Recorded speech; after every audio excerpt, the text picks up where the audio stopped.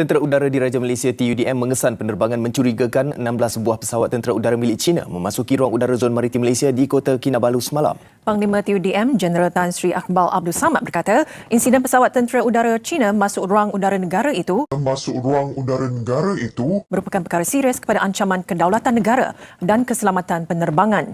Pesawat itu dikesan oleh Radar Pertahanan Udara TUDM di Sarawak pada jam 11.53 malam waktu tempatan. Saya fikir mungkin ini mimpi biasa pasal saya diperlihatkan satu kawasan biasa, kawasan yang biasa, iaitu kawasan Sabah. Saya melihat keindahan pantai dia, laut dia yang cantik. Tiba-tiba datang satu bom yang besar. Satu bom yang amat besar. Saya pun menjerit, ya Allah. Kuat bom tu. Terlalu kuat bom tu. Jadi saya menjerit tu, saya rasa saya nak terjaga daripada tidur. Apabila saya nak terjaga daripada tidur, saya dengar ada orang cakap dekat telinga saya, paku mimpi dia. Pesawat-pesawat itu dikesan terbang secara formasi taktikal in-trail pada jarak 60 batu nautika antara satu sama lain. Mereka kemudiannya didapati mengubah arah penerbangan di ruang udara bertingkah tinggi Ali yang berkepentingan kepada negara. Pihak TUDM telah meletakkan pesawat Hawk 208 daripada nombor 6 Skuadron Pangkalan Udara Labuan dalam keadaan siap sedia melalui operasi Curiga TUDM. Bismillahirrahmanirrahim. Saya seperti nama di Facebook saya ingin menceritakan perjalanan mimpi saya yang saya berdiam diri sudah begitu lama kerana saya perlu meyakini pada diri saya terlebih dahulu sebelum saya menyatakan kepada yang lain. Saya ambil masa yang begitu lama kerana saya ingin kepastian tersendiri. Sekiranya apa yang saya sampaikan ini salah, boleh menyebabkan ketidaksenangan hati pada orang lain. Bismillahirrahmanirrahim. Saya agak gerung juga menyampaikan apa yang mimpi saya kepada orang lain. Tapi saya sudah dapat alamat terakhir yang saya tunggu. Alamat terakhir yang saya tunggu. Satu lagi yang saya rasa saya tunggu. Dan semalam saya sudah dapat apa yang saya tunggu itu melalui hamba Allah yang datang minta tolong dengan saya, dan dia memberi satu petikan. Itu memang yang saya tunggulah. Dan saya percaya mimpi ni bukan untuk saya sahaja, tapi untuk orang lain juga. Saya minta maaflah terlebih dahulu jika mimpi saya ini mengganggu sesiapa atau memberi ancaman pada siapa-siapa. Saya tidak berniat. Mungkin ini yang terakhir. Yang terakhir dah. Saya pun memberanikan diri bercerita. Saya harap orang lain boleh share supaya boleh memberi manfaat pada orang yang lain. Pada malam 1 hari bulan 11, 2019, saya rasa masa tu saya tidur dalam anggaran pukul 12 lebih. Tiba-tiba saya terlelap. Saya fikir mungkin ini mimpi biasa pasal saya diperlihatkan satu kawasan biasa, kawasan yang biasa, iaitu kawasan Sabah. Tiba-tiba saya melihat keindahan pantai dia, laut dia yang cantik. Tiba-tiba datang satu bom yang besar. Satu bom yang amat besar. Saya pun menjerit, ya Allah. Kuat bom tu.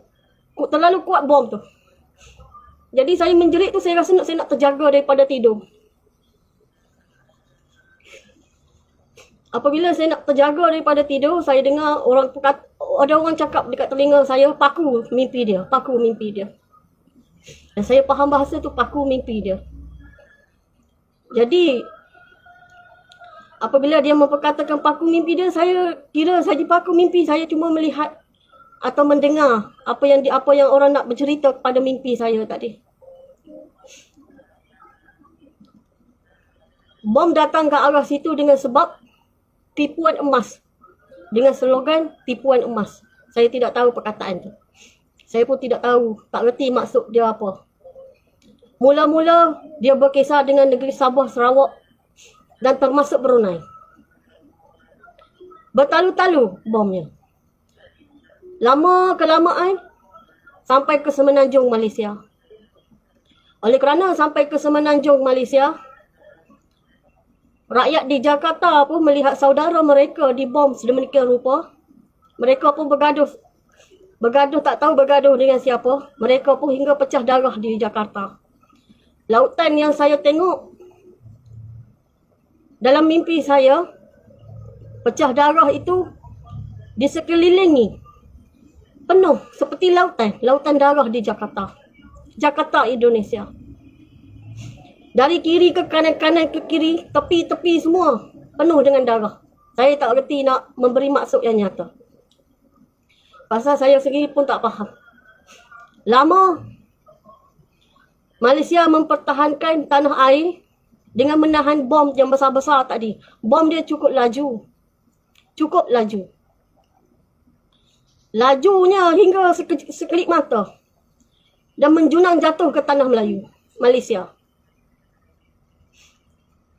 Dan huru-hara berlaku di mana-mana. Kesakitan teriakkan di mana-mana. Bergelimpangan mayat-mayat merata-rata. Dalam mimpi saya hanya boleh berkata Allah, Allah, Allahu Akbar saja. Demi Allah saya tidak menipu. Memberi kegerungan kepada orang lain pun tidak. Lepas tu oleh yang demikian, saya pergi berjumpa dengan abang saya. Saya kata, Jakarta sudah hancur. Dah pecah darah. Ibarat dari kaki tu sejengkal dah. Sejengkal dah darah. Dalamnya, banyaknya darah. Jadi, abang saya kata kita dah kena berundur dah. Beransur-ansur. Masa kejadian tu, sebelum bom jatuh ke tanah Melayu, dia jatuh ke Jakarta. Dia jatuh ke Thailand. Dia jatuh ke Vietnam, ke Myanmar, ke China, ke Jepun, ke Korea.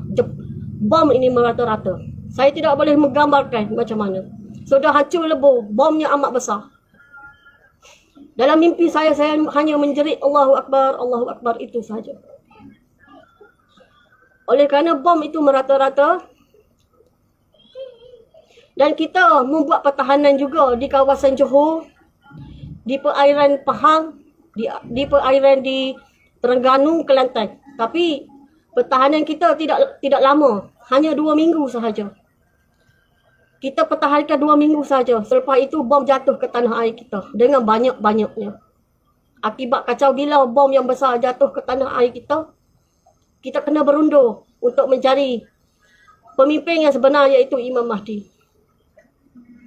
Saya tidak boleh menggambarkan sebagaimana suasana hiruk-pikuk itu. Saya boleh menyatakan clue di sini ialah pertahanan yang pecah. Pertama dulu ialah di negeri Johor, iaitu dengan terbunuhnya Putera Mahkota di sana setelah menahan serangan 2 minggu berturut-turut. Setelah itu berangsur negeri-negeri lain pertahanannya pecah. Dan kita kena keluar dari Malaysia menuju mencari Imam Mahdi. Maka membuatlah persiapan kita ramai-ramai dengan menaik kenderaan yang tidak boleh didetek dengan radar. Kerana mereka mempunyai radar. Sekiranya kita start enjin kita, mereka mempunyai haba kita, mereka akan lancarkan bom ke atas kita. Dan kita tidak ada pertahanan apa-apa, hanya doa dan air mata sahaja.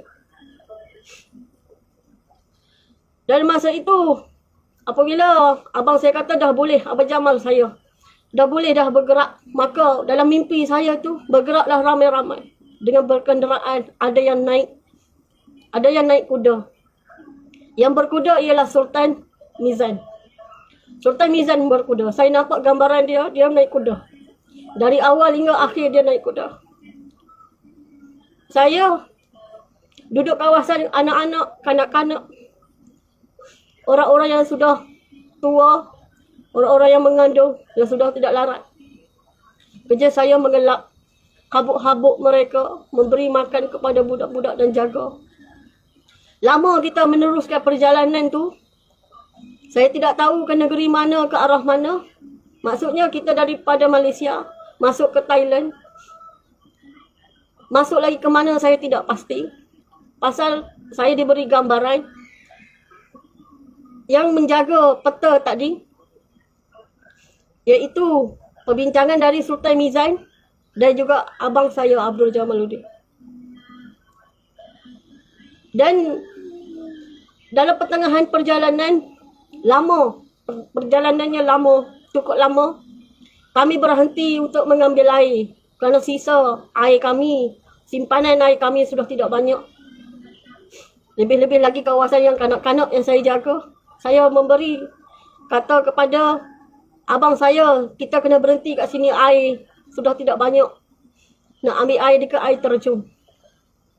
Jadi semasa saya pergi mengambil air dengan kenderaan bagaimana saya tidak reti menggambarkan. Saya lama juga nak sampai ke tempat air tadi dan saya masukkan air di belakang kenderaan yang ada bekas untuk bubuh air. Dan ada separuh daripada yang lain naik ke atas untuk mandi kerana sudah lama tidak mandi, kata mereka. Kata mereka, kita ni sudah lama tidak mandi. Jadi kami nak mandi dululah, dia kata. Saya pun kata pergilah mandi dulu. Nanti turunlah, lepas mandi kita tak boleh berhenti lama. Sebab serangan ada di merata-rata. Gerila-gerila yang membuat serangan balibong ni merata-rata. Masa kita dalam perjalanan pun ada orang menyerang kita dan membuat serangan kepada kita. Masa yang kita lalu di Thailand itu seperti padang hangus dah semua. Bom merata-rata. Ada yang join dengan kita dan berjalan sama-sama dengan kita. Mereka bukan bangsa macam kita lah, rakyat mungkin Thailand atau Vietnam atau Myanmar. Mereka itu mengenal Allah Muhammad. Dan masa perjalanan itu, masa tengah ambil air, dah siap saya bubuh semua air dalam bekas. Dan saat saya nak patah balik, nak sampai ke tempat kenderaan ramai-ramai yang duduk dalam tu, bom. Lebih kurang yang amat besar, saya tidak mengerti. Saya kira cukup panjang. Bom itu cukup panjang. Hingga telinga saya tidak mendengar, mata saya rabun, kabus yang tebal. Jadi saya ibarat sudah pening. Dan masa itu saya sedar, saya sedar saya mendukung seorang kanak-kanak, memang bukan anak saya. Tapi mungkin anak orang lain. Sebab anak saya sudah masuk 4 tahun, sudah besar. Tapi yang saya dukung tu kecil, mungkin 2 tahun. Perutnya pecah, kepalanya pecah. Saya bercakap, bangun, suruh bangun. Saya menangis, suruh bangun. Abang saya cakap, lepas budak tu, kita kena tanam budak ni. Kita kena tanam semua jenazah-jenazah ni. Saya tengok selepas dibom tadi, bergelimpangan mati terbakar, hangus terbakar, hancur lebur. Dan saya sendiri tak tahu anak saya ke mana. Saya tidak boleh membezakan yang mana satu lah. Abang saya kata kuburkan sekali. Dia mengambil budak itu daripada paha saya yang saya pegang dan tanam. Sesudah tanam, kami bergerak naik lagi ke atas. Bergerak naik lagi ke atas hingga sampai satu kawasan. Ada kumpulan yang membawa bendera dengan lambang La ilaha illallah Muhammadur Rasulullah. Dia berkata, tak payah pergi ke atas lah. Jepun pun sudah hancur, Korea pun sudah hancur, Korea Utara pun sudah hancur, China pun sudah hancur. Kami sahaja yang tersisa. Tak payah naik ke atas lah. Kita turun ke bawah. Nak masuk ke arah ke sana, ke Bangladesh dengan India. Di dalam pertengahan itu, serangan demi serangan, peperangan demi peperangan. Masa itu saya dengan keadaan yang telinganya